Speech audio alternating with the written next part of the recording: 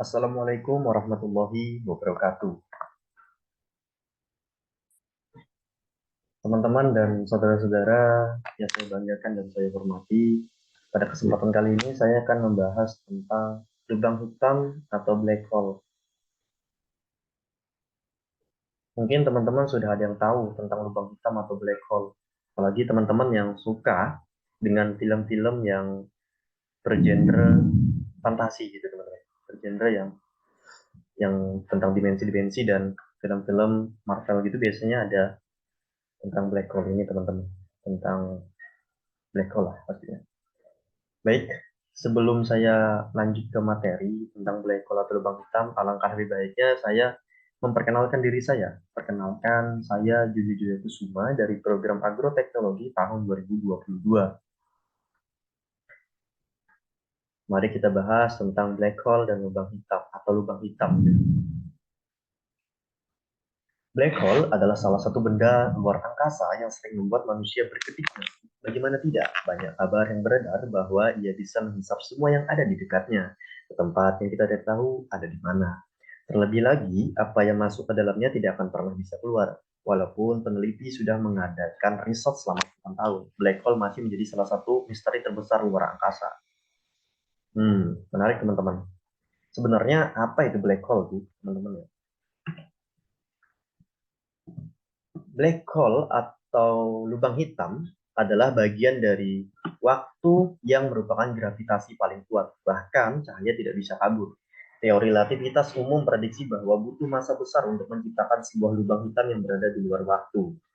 Di sekitar lubang hitam ada permukaan yang disebut horizon peristiwa. Objek ini disebut hitam karena menyerap apapun yang berada di sekitarnya dan tidak dapat kembali lagi, bahkan cahaya. Secara teoritis, lubang hitam dapat memiliki ukuran sebesar apapun, dari mikrokosmik sampai ke ukuran alam raya yang dapat diamati. Menarik. Kita lanjut sejarah mengenai sejarah mengenai tentang lubang hitam atau black hole itu sendiri. Teori adanya lubang hitam pertama kali diajukan pada abad ke-18 oleh John Michael dan Pierre Simon Laplace. Selanjutnya dikembangkan oleh astronom Jerman bernama Carl Schwarzschild pada tahun 1916 dengan berdasar pada teori relativitas umum dari Albert Einstein dan semakin dipopulerkan oleh Stephen William Hawking. Itu nama-nama para ilmuwan teman-teman. Nah, selanjutnya istilah lubang hitam mulai populer ketika John Archibald Wheeler menggunakannya pada ceramah-ceramahnya pada tahun 1967. Walaupun ia dianggap luas sebagai pencetus pertama istilah ini, namun ia selalu menampik dengan pernyataan bahwa ia bukanlah penemu istilah ini. Dan sebenarnya cara kerja black hole itu seperti apa? Apakah semengerikan yang apa dikatakan orang itu?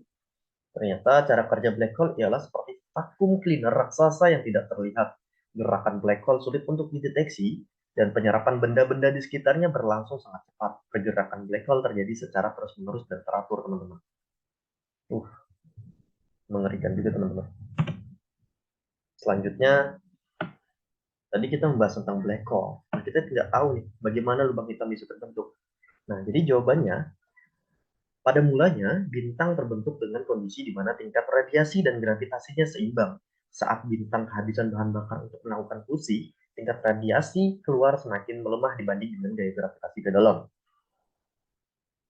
Dari sana, bintang mengalami keruntuhan dan kemudian mengalami sebuah ledakan supernova. Dalam ledakan ini ada dua kemungkinan hasilnya. Menjadi bintang neutron atau menjadi lubang hitam. Nah, ini teman-teman foto dari fase-fase pembentukan daripada lubang hitam atau black hole tadi. Nah, ini fase akhirnya bentuk seperti ini, teman-teman. Baik, kita lanjut. Nah, sekarang kita membahas tentang jenis-jenis black hole atau lubang hitam, teman-teman.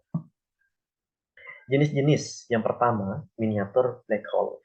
Sesuai dengan namanya, jenis black hole ini merupakan black hole yang paling kecil. Miniatur black hole belum pernah ditemukan sekalipun, tetapi umum mengasumsikan bahwa black hole yang masanya jauh lebih kecil dari matahari kita ini ada di suatu tempat. Miniatur black hole terbentuk tidak lama setelah pembentukan tata surya berdasarkan teori Big Bang sekitar 13 miliar tahun yang lalu. Wow, lama sekali, teman-teman. Yang kedua, stellar black hole.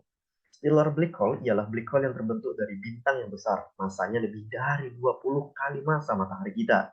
Black hole jenis ini berlokasi di ruang antar bidang atau interstellar. Wow. Yang ketiga, supermassive black hole. Black hole tipe ini memiliki ukuran dan kekuatan super besar dan biasanya terletak di pusat galaksi. Saking besarnya, massa dari lubang hitam ini dapat mencapai miliaran kali massa matahari. Galaksi kita, Bima Sakti, mempunyai salah satu big black hole supermassive di pusatnya.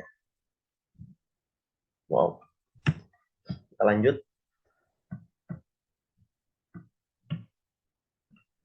Yang keempat adalah white hole. Dikatakan di sini kebalikan dari black hole yang menyerap materi. Nah, jadi white hole itu justru memuntahkan materi yang diserap oleh black hole. Black hole tadi memakan, sedangkan white hole itu memuntahkan, teman-teman. Namun, ini hanyalah sebatas teori para ilmuwan. White hole secara nyata belum ada pembuktiannya. White hole erat kaitannya dengan time traveler.